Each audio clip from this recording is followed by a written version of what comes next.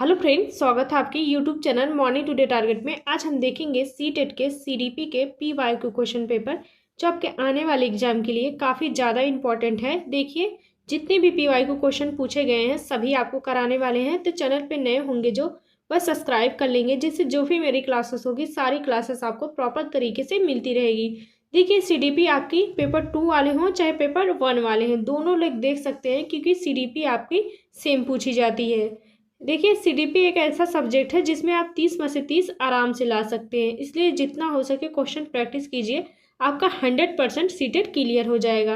तो चलते हैं क्वेश्चन पे और देखिए, एसएसटी जो आपके पेपर 2 में पूछी जाती है 60 नंबर की, उसकी भी क्लासेस चल रही हैं, तो उसको ज़रूर जाके देखिए अपनी तैयारी को बेहतर तरीके से करिए ताकि आपका फर्स्ट ही अटेम्प्ट में सीटेट क्लियर हो जाए। नहीं तो देखिए, बहुत लोग 2 से 3 बार दे चुके हैं, उनका क्लियर नहीं हो रहा है।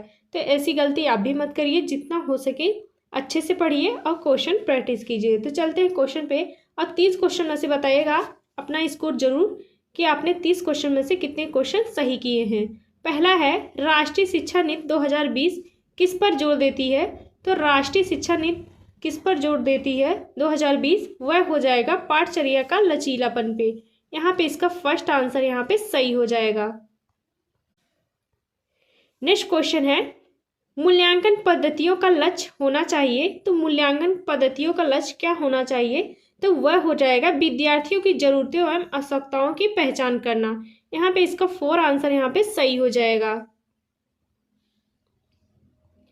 नेक्स्ट क्वेश्चन है, बच्चों के विकास की व्यक्तिगत विभिन्नताओं को किस प्रकार प्रतिरूपित किया जा सकता है? तो बच्चों के विकास की व्यक्तिगत विभिन्नताओं को किस प्रकार प्रतिरूपित किया जा सकता है? तो वह हो जाएगा यहाँ पे इसका फर्स्ट आंसर सही हो जाएगा, आनुवंशिकता एवं पर्यावरण की पारस्परिकता पर। यहाँ पे इसका फर्स्ट आंसर यहाँ पे सही हो जाएगा। नेक्स्ट क्वेश्चन है, एक खेल क्रिया के दौरान चोट लगने पर रोहन रोने लगा। यह देखकर उसके पिता ने कहा, लड़कियों की तरह व्यवहार ना करो, लड़के रोते नहीं है। पिता का यह कथन क्या दर्शाता है? तो वह हो जाएगा यहाँ पे इसका दूसरा ऑप्शन सही हो जाएगा, लैंगिक रूढ़िवादिताओं को दर्शाता है। यहाँ पे इसका दूसरा ऑप्शन सही हो जाएगा। नेक्स्ट क्वेश्चन है, निम्न में से कौन सी परिपाटी विद्यार्थियों में संकल्पनात्मक समझ में बढ़ोतरी करने में सहायक है? तो वह हो जाएगा यहाँ पे इसका फर्स्ट आंसर सही हो जाएगा, अन्वेषण और संवाद के द्वारा। यहाँ पे इसका फर्स्ट आंसर सही हो जाएगा।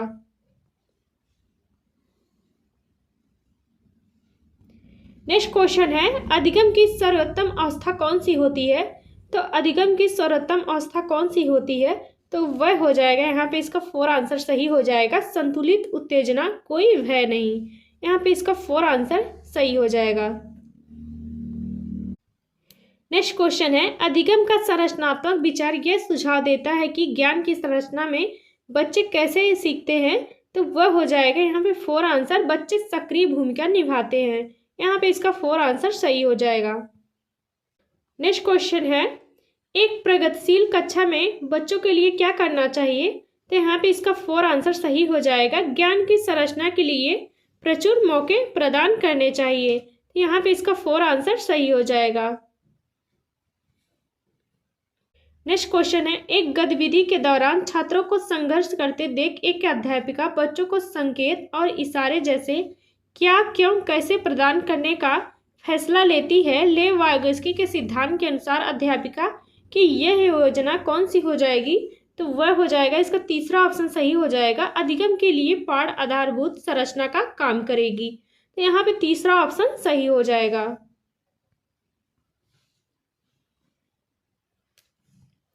नेक्स्ट क्वेश्चन है, बच्चों के समाजीकरण के संदर्भ में निम्न में से कौन सा कथन सही है?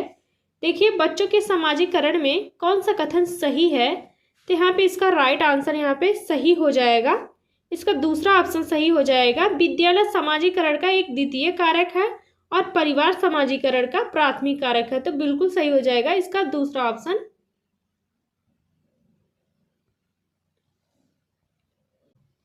नेक्स्ट क्वेश्चन है, बहुबुद्धि का सिद्धांत किस पर जोर देता है?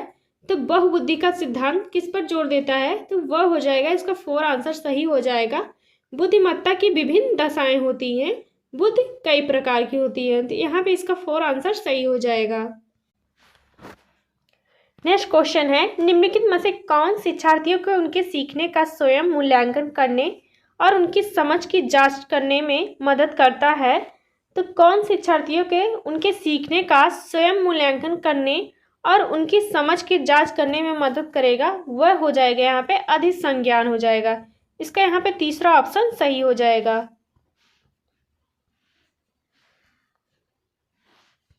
नेक्स्ट क्वेश्चन है, विकास के संदर्भ में निम्न में से कौन सा कथन सही है?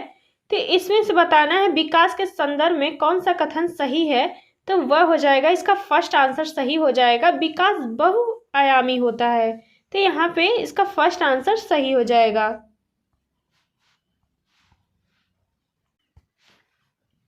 नेक्स्ट क्वेश्चन है, लेव वाइगेस्की का सामाजिक सांस्कृतिक परिप्रेक्ष्य अधिगम प्रक्रिया में किस पर जोर देता है, महत्व देता है? तो वह हो जाएगा सांस्कृतिक उपकरणों पर। यहाँ पे इसका दूसरा ऑप्शन सही हो जाएगा। नेक्स्ट क्वेश्चन है, एक कार्य के दौरान सयाना स्वयं से बात कर रही है कि वह कार्य पर किस प्रकार प्रगति कर सकती है। लेव वाइगेस्की के भाषा और चिंतन सोच के बारे में दिए गए विचारों के अनुसार इस तरह का व्यक्तिगत वाक्य क्या दर्शाता है? तो वह हो जाएगा यहाँ पे स्वयं नियमन का। यहाँ पे इसका तीसरा ऑप्शन सही हो जाएगा। नेक्स्ट क्वेश्चन है, बच्चों को सीखने में कठिनाई होती है जब? तो बच्चों को सीखने में कठिनाई कब होती है? तो वह हो जाएगा जब सूचना को अलग अलग टुकड़ों में प्रस्तुत किया जाए। तो यहाँ पे इसका दूसरा ऑप्शन सही हो जाएगा। नेक्स्ट क्वेश्चन है, जिन पियाजे अपने संज्ञानात्मक विकास के सिद्धांत में संज्ञानात्मक संरचनाओं को किस रूप में वर्णित करते हैं? तो जिन पियाजे अपने संज्ञानात्मक विकास के सिद्धांत में संज्ञानात्मक संरचनाओं को किस प्रकार वर्णित करते हैं? तो वह हो जाएगा यहाँ पे, इसका राइट आंसर यहाँ पे पहला हो जाएगा, स्कीमा मनोबंधन में। यहाँ पे इसका फर्स्ट आंसर सही हो जाएगा।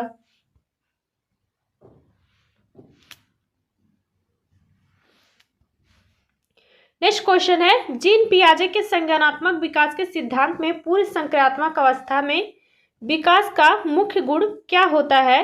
तो जीन पियाजे के संज्ञानात्मक विकास के सिद्धांत में पूर्व संक्रियात्मक अवस्था के विकास का मुख्य गुण कौन सा होता है? तो वह हो जाएगा यहाँ पे, इसका राइट आंसर यहाँ पे हो जाएगा तीसरा ऑप्शन, विचार सोच में केंद्रीकरण हो जाएगा। यहाँ पे तीसरा ऑप्शन सही हो जाएगा। देखिए, लेव वाइगेस्की और जीन पियाजे से काफ़ी ज़्यादा क्वेश्चन पूछा जाता है, तो 2-3 क्वेश्चन जरूर आता है, उससे ज़्यादा भी आता है। तो देखिए, सारे क्वेश्चन इंपॉर्टेंट है, एक भी क्वेश्चन मिस मत करिएगा। नेक्स्ट क्वेश्चन है, दिव्यांग जन अधिकार अधिनियम 2016 के अनुसार निम्न में से किस शब्दावली का प्रयुक्त हुआ है? तो वह हो जाएगा यहाँ पे, इसका 4 आंसर, वह छात्र जिसे शारीरिक दिव्यांगता होती है। तो यहाँ पे इसका 4 आंसर सही हो जाएगा। नेक्स्ट क्वेश्चन है, जन्म से किशोरावस्था तक बच्चों में विकास किस क्रम में होता है? तो वह हो जाएगा संवेदी हो जाएगा, फिर मूर्त हो जाएगा और अमूर्त हो जाएगा। इसका दूसरा ऑप्शन सही हो जाएगा। नेक्स्ट क्वेश्चन है, अधिगम की अभिप्रेरणा को किस प्रकार कायम रखा जा सकता है? तो अधिगम की अभिप्रेरणा को किस प्रकार कायम रखा जा सकता है? तो वह हो जाएगा, इसका राइट आंसर यहाँ पे हो जाएगा तीसरा ऑप्शन, प्रवृत्ता अभिमुखी लक्ष्यों पर जोर देकर। तो यहाँ पे इसका तीसरा ऑप्शन सही हो जाएगा। नेक्स्ट क्वेश्चन है, शर्मिंदगी, तो शर्मिंदगी हो जाएगा तो बच्चों के संज्ञान पर नकारात्मक प्रभाव पड़ सकता है। तो यहाँ पे इसका तीसरा ऑप्शन सही हो जाएगा। नेक्स्ट क्वेश्चन है, निम्न में से अध्यापन अधिगम का सबसे प्रभावशाली माध्यम कौन सा है?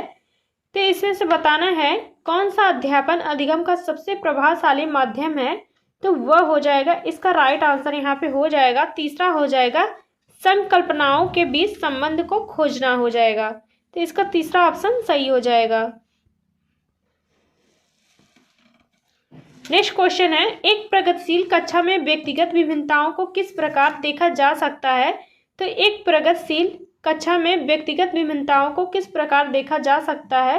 तो यहाँ पे इसका राइट आंसर, यहाँ पे पहला आंसर सही हो जाएगा, अध्यापन अधिगम प्रक्रिया में परियोजना के लिए महत्वपूर्ण। तो यहाँ पे इसका फर्स्ट आंसर सही हो जाएगा। नेक्स्ट क्वेश्चन है, एक समावेशी कक्षा में किस पर जोर होना चाहिए? तो एक समावेशी कक्षा पर किस पर जोर होना चाहिए?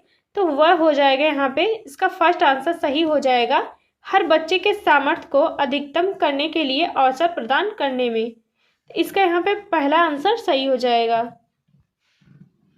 नेक्स्ट क्वेश्चन है, समस्या समाधान क्षमताओं को किस प्रकार सुसाध्य किया जा सकता है? तो समस्या समाधान क्षमताओं को किस प्रकार सुसाध्य किया जा सकता है? तो इसका राइट आंसर यहाँ पे हो जाएगा, 4 आंसर सही हो जाएगा, समरूपों के इस्तेमाल को बढ़ावा देकर। नेक्स्ट क्वेश्चन है, अधिगम कठिनाइयों से जूझते छात्रों की जरूरतों को संबोधित करने के लिए एक अध्यापक को क्या नहीं करना चाहिए? देखिए, अधिगम कठिनाइयों से जूझते छात्रों की जरूरतों को संबोधित करने के लिए एक अध्यापक को क्या नहीं करना चाहिए? तो वह हो जाएगा यहाँ पे फर्स्ट आंसर सही हो जाएगा, शिक्षा शास्त्र आकलन की जटिल संरचनाओं का प्रयोग नहीं करना चाहिए। तो यहाँ पे इसका फर्स्ट आंसर सही हो जाएगा। नेक्स्ट क्वेश्चन है, सृजनात्मकता की पहचान का मुख्य लक्षण क्या होता है? तो सृजनात्मकता की पहचान का मुख्य लक्षण होता है, तो वह हो जाएगा यहाँ पे अपसारी चिंतन होता है। यहाँ पे इसका तीसरा ऑप्शन सही हो जाएगा। नेक्स्ट क्वेश्चन है, विविध पृष्ठभूमियों के अधिगमकर्ताओं को संबोधित करने हेतु एक अध्यापक को क्या करना चाहिए? तो विविध पृष्ठभूमियों के अधिगमकर्ताओं को संबोधित करने के लिए एक अध्यापक को क्या करना चाहिए? तो वह हो जाएगा यहाँ पे, इसका राइट आंसर हो जाएगा तीसरा ऑप्शन, विविध विन्यासों से उदाहरण लेने चाहिए। तो इसका यहाँ पे तीसरा ऑप्शन सही हो जाएगा। नेक्स्ट क्वेश्चन है, एक अध्यापिका को दिए गए किसी क्रियाकलाप में छात्रों की विभिन्न त्रुटियों का विश्लेषण करना चाहिए, क्योंकि देखिए यहाँ पे तीसरा ऑप्शन सही हो जाएगा, क्योंकि त्रुटियां समझ अध्यापन अधिगम की प्रक्रिया के लिए अर्थपूर्ण होती हैं। देखिए, इसका राइट आंसर आप सभी को कमेंट बॉक्स में बताना है, तो ज़रूर बताइएगा इसका राइट आंसर कौन सा होगा। और देखिए, अगर 30 में से आज के प्रैक्टिस में से आपको अगर 20 से ऊपर आपका स्कोर आता है तो समझिए आपकी तैयारी सही चल रही है। अगर 20 से कम आता है तो समझिए आपका लेवल बहुत डाउन है, तो आपको पढ़ने की ज़रूरत है। तो अपनी तैयारी को देखिए बेहतर तरीके से करिए, ताकि आपका फर्स्ट ही अटैम्प्ट में सीटेट क्लियर हो जाए। तो मिलते हैं नेक्स्ट क्लास में। और देखिए, एसएसटी की डेली क्लासेस चल रही हैं, जो पेपर 2 वाले हों तो ज़रूर देखिए, आपको काफ़ी ज़्यादा हेल्प मिलेगी। और सीडीपी की क्लासेस डेली चल रही हैं। और देखिए, हिंदी की भी सोच रहे हैं प्रैक्टिस सेट लाने के लिए, तो कमेंट करके ज़रूर बताइएगा हिंदी के लिए और ईवीएस के लिए। तो मिलते हैं नेक्स्ट क्लास में।